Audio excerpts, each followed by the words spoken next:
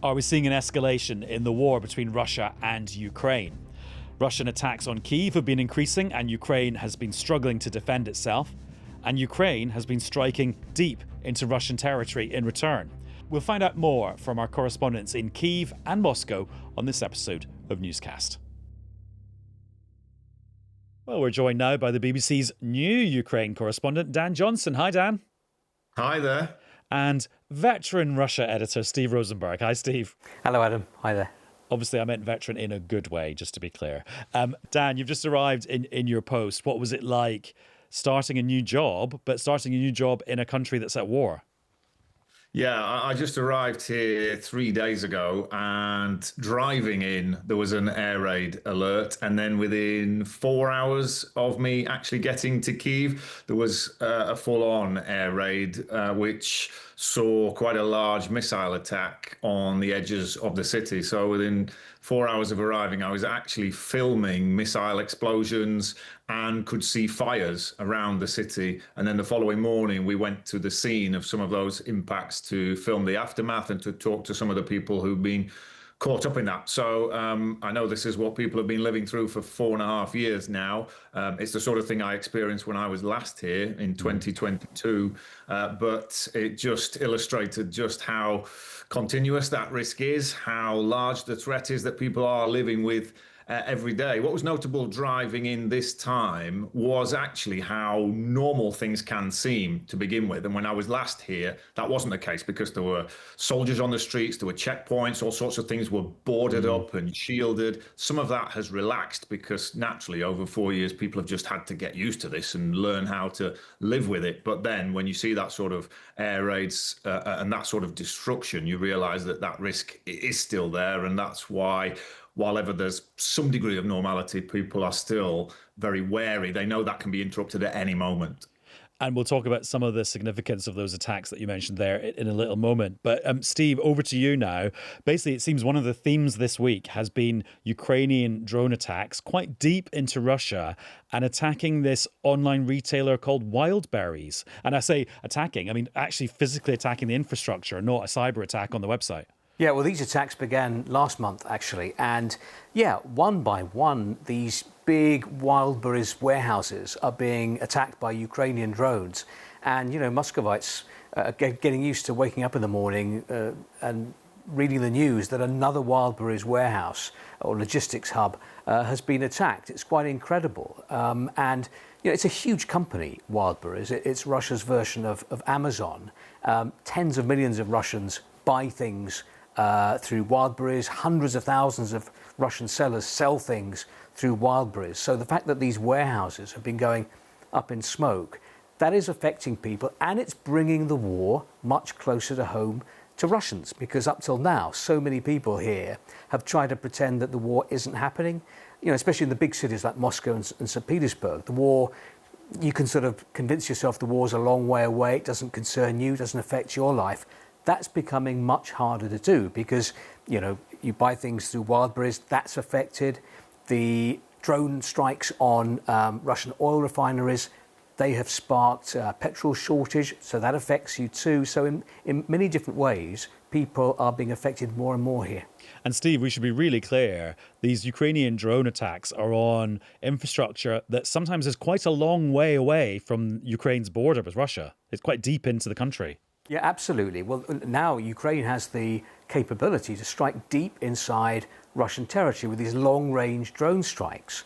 You know, Russia is struggling to shoot down all of these drones. And they admit that. You know, you read the Russian newspapers in the morning and you read, you know, we need to boost our air defenses. We cannot cope with all these Ukrainian drone strikes. Having said that, the general message coming out of Moscow in the last week has been, despite all these drone strikes, despite Wildberries warehouses being hit and oil refineries, the position of the Kremlin is Russia still has the initiative. Russia is going to continue the so-called special military operation, the war on Ukraine, and Russia's still predicting, or the Kremlin is still predicting, victory. And Steve, just talking about another particular attack launched by Ukrainian drones, it was on a beach in southern Russia. Just explain what happened there and why that's become so significant. Yeah, well, that sparked anger in Russia. So this was a Ukrainian drone.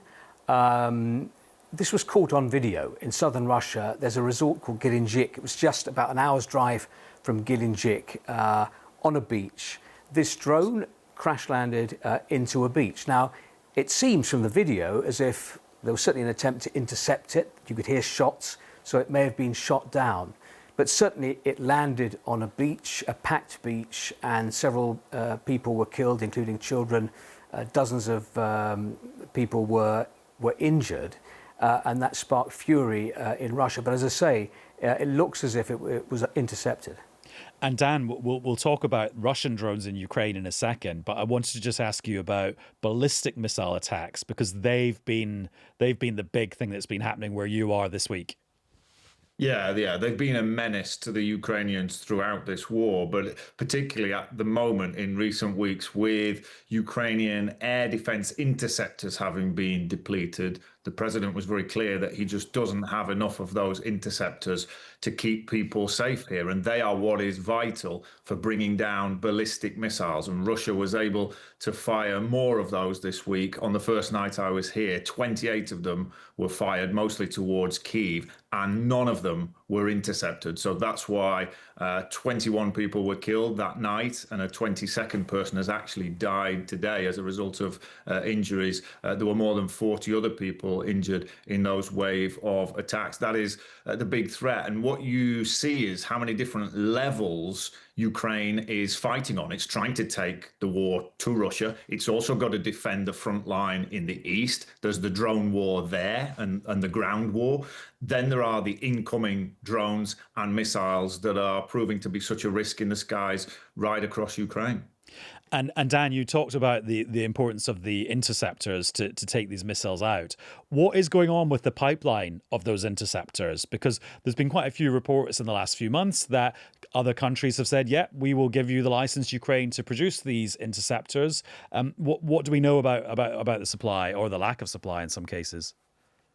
The really effective defense weapon is the Patriot in terms of ballistic missiles and bringing those down. The US makes those and distributes them almost exclusively.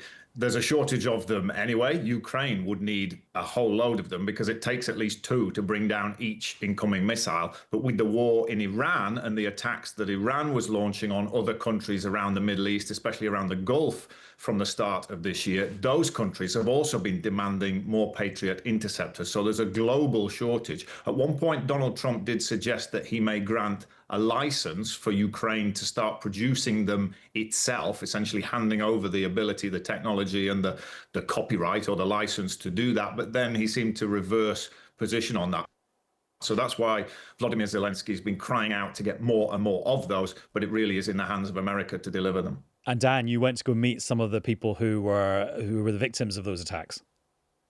Yeah, while ever he doesn't have enough interceptors to protect the skies, people are continuing to get injured, killed, and we're seeing destruction. Warehouses were targeted, particularly this week, perhaps in response for what the Ukrainians have been doing in terms of targeting that online retailer in Russia. But other civilians were caught up in that, people who worked at those warehouses, but also people who live nearby. I spoke to a lady called Anastasia, whose house was right by one of the warehouses that was hit. The entire top floor of her house was blown off. It was so scary, I must say. This was my scariest night during the 5 years. My scariest night. How do you feel that the Ukrainian air defenses weren't able to intercept any missiles last night? I gratefully thank you for all of them during these years, for all efforts they do to save me during these 5 years. It was my choice to buy a house near a warehouse, you know. So it just gives you that insight. Even someone who just lost their home and narrowly escaped with her life, she's still very supportive of her government, her military, what they're doing, and she's very understandable of the repercussions that come back on ordinary Ukrainians. And Steve, that then leads me to ask you about your assessment of the kind of the tempo here, the level of escalation, because it seems to me as an outsider that maybe there has been a bit of an escalation in the last couple of weeks or the last month or so. But then also I'm very aware that I'm not monitoring this whole situation in detail every single day like you are. And maybe it's just my awareness and perception of what's going on that's changed as opposed to the conflict itself. No, you're absolutely right, I think, Adam. There has been an escalation. It feels like we've moved into a new period. I remember almost a year ago, we were in Alaska for the Trump-Putin summit.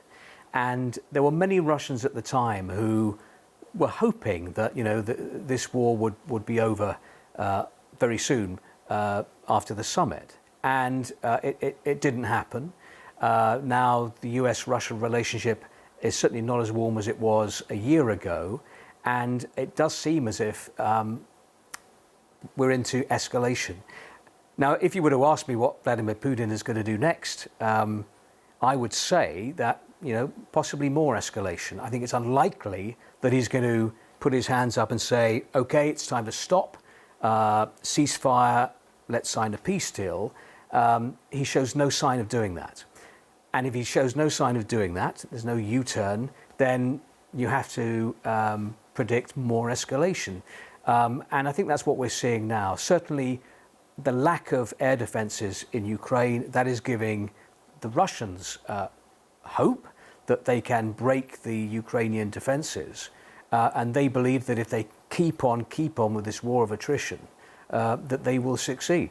And Steve, I was on PM on Radio 4 on Wednesday, and we covered this story about the German airport, so in Leipzig, where they found a drone that had explosives on it, and separately a DHL cargo plane had been hit by an unidentified object which caused it some damage, and then it was diverted to another airport.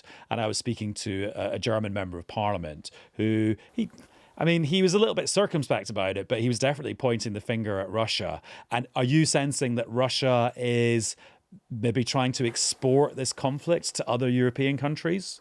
It's interesting, isn't it? I was combing the Russian papers today for any mention of Leipzig, any reference to it. There was absolutely nothing at all.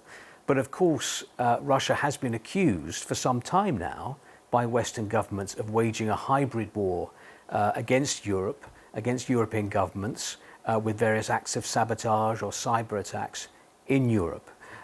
So you could imagine that similar accusations will be leveled at Russia this time. We talked about escalation, possibly further escalation, and there are many people who believe that is one path that Russia could go down. We'll have to wait and see. My takeaway from that conversation with the German MP was just about how much thought is going on in Germany about drone defense and what they're going to have to do differently, what technology they're going to have to buy, what kind of the implications are, or if they become a bit more gung-ho about shooting down drones, because you shoot down a drone, the wreckage lands somewhere else. Also, which different bits of the German authorities are going to have to take responsibility. And then just the question of, well, you can't protect every single bit of infrastructure in a huge country like Germany. So what do you prioritize for drone defense if the next few decades is going to have a greater risk from drones wherever they come from? So that was a very kind of mind-expanding conversation for me.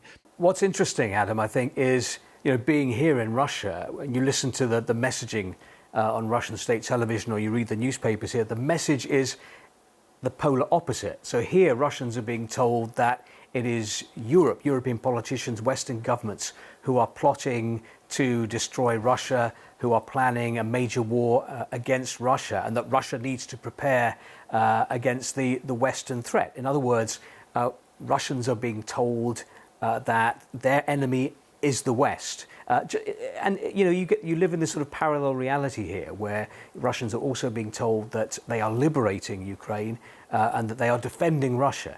And Steve, on that theme of the sort of the grey zone conflict where it's kind of is but isn't war, I was really struck by that feeling from your reporting from the bombing of the Italian restaurant in Moscow, which seems quite grey. Yeah, we still don't know what that was about, right? This was a bomb that exploded in an Italian restaurant in Moscow.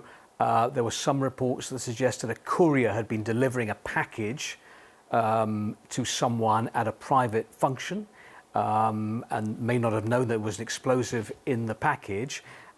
Who was at the function? Well, reports that senior military officials were at this private function, but we haven't seen the official list of names of people who were killed. So a lot we don't know about that. But what I do know is that, when we went to the scene the following day, emotions were certainly running high. We were doing vox pops, people outside the restaurant, and a lot of people said we want this whole war to be over, assuming that this explosion was linked to Russia's war in Ukraine. But one woman called Galina, I think, really got very angry with me. She recognized me. She'd seen me asking Vladimir Putin questions on television, on Russian television. This is the work of Britain. This is your work, thinks Galina. Then it gets very personal. I've seen you asking our president nasty questions, she says. It makes me want to come up and punch you. So I hadn't experienced that, actually, that level of aggression for some time on the streets of Moscow. And I wonder whether, if we are going to see more escalation and the level of perhaps anti-Western sentiment increasing, whether we'll experience more of that. Yeah, I thought that was a really stunning moment in your piece, Steve. Obviously not great for you to be on the receiving end of a very aggressive person. I just mean as a glimpse into at least one part of the Russian psyche at this moment, which I can imagine is sometimes quite a hard thing for you to get across.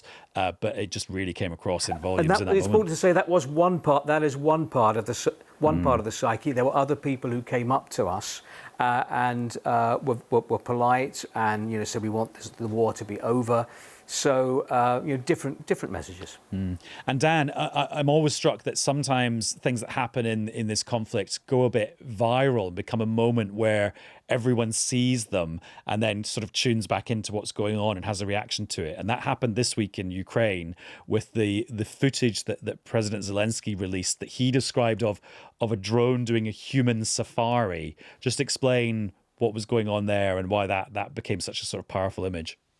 Yeah, it's not the first time we've seen this, but it was a very clear, awful example of a Russian drone actually hunting down, following one man, an individual. He was a vegetable seller who just got out of his van and was setting up his stall in the south of Ukraine when this drone came in and targeted him and chased him. He tried to escape. He tried to run away. He was doing circles around his van trying to get away from it. But the remotely operated drone, it's almost locked on. It can just follow him. And then there's a point, and this is all on video, so it was all seen. There's a point where it just dives towards him and explodes behind the van. And you would think from the footage he'd inevitably been killed. Somehow, miraculously, he survived with only relatively light shrapnel wounds. Others haven't been so lucky. And the Ukrainians have described this human safari that some of the Russian drone operators are on. It's even been said that these are maybe training operations for soldiers or for drone operators who are then going to take those drones to the front line, that they're essentially practicing in order to take out Ukrainian soldiers. But certainly it was clearly a civilian who was targeted in that incident and was very lucky to get away with his life. Now, the Russians may actually appreciate that people see that's going to help spread fear amongst the Ukrainian population about the sort of threat they can see from the sky. But President Zelensky also said it's important that people see what the Russians are doing and what sort of threat my people are under. And Dan, you were returning to Kyiv this week. Somebody was making their first visit to Kyiv this week. It was the new Defence Secretary in the UK, Wes Streeting. Tell us a bit more about that visit and how it went down. Yeah, he actually arrived on my first day, but we had no idea because the diplomats, the politicians all travel in such secrecy. He had a meeting with Volodymyr Zelensky, and I think essentially we heard the same old messages of strong support, encouragement, we are with you. But that was the day after this big round of attacks the night before, more than 20 people killed. So the direct question again from President Zelensky was, well, how do I turn your words of support into actual practical air defense measures that I can use to protect my people? And Wes Streeting just isn't able to give him the right answers on that. It reverts back to NATO, but primarily to the Americans to provide what Zelensky needs. But West Streeting certainly saw the impact of what had happened and what the residents of Kyiv were under in terms of threat. And the hope from the Ukrainians will be that he takes that message away back to the British Prime Minister and to other countries who can make a real difference here. And Steve, last question to you, and not to go back over the ground that we went over about escalation or not, but it seems to me that a big theme of this conversation we've just been having, the three of us, is very different from the conversations we would have been having 2 or 3 years ago, where we'd be listing towns in the Donbass that were under bombardment by Russian forces. We'd be talking about where the front line is, but it sort of feels like the front line is a bit everywhere now. Yeah, it's very chaotic, confusing. But one thing that is clear is that, 4.5 years after Vladimir Putin launched this so-called special military operation, victory, whatever that will look like, for Russia is a long way away. And one thing that's coming through very clearly here, I think, is the sense of disillusionment, disappointment with America. Because, a year ago, there was this hope, this optimism that Donald Trump would put pressure on Ukraine and help deliver to Russia the kind of peace deal that Moscow wanted, basically ensure the capitulation of Kyiv. That didn't happen. And now there seem to be fewer contacts between Moscow and Washington. I mean, last year, Adam, we were in Anchorage for that summit. Multiple times I covered the visits of Steve Witkoff, Donald Trump's envoy to Russia. That hasn't happened for a long time. So I think the Russians are disappointed that America hasn't sort of stepped in and forced Ukraine to capitulate. And some people here in the UK who are allies of the former Prime Minister Keir Starmer are making the case that the history books will say that Keir Starmer and his allies like Emmanuel Macron's ability to influence how much momentum there was behind that US-Russia kind of relationship maybe will be the thing that Keir Starmer will be remembered for, because he got Ukraine sort of back in the game when it looked like they were just going to get a bit steamrollered. Steve, thank you very much. Thanks, Adam. And Dan, good luck with the rest of your posting. Thank you. Great to talk to you.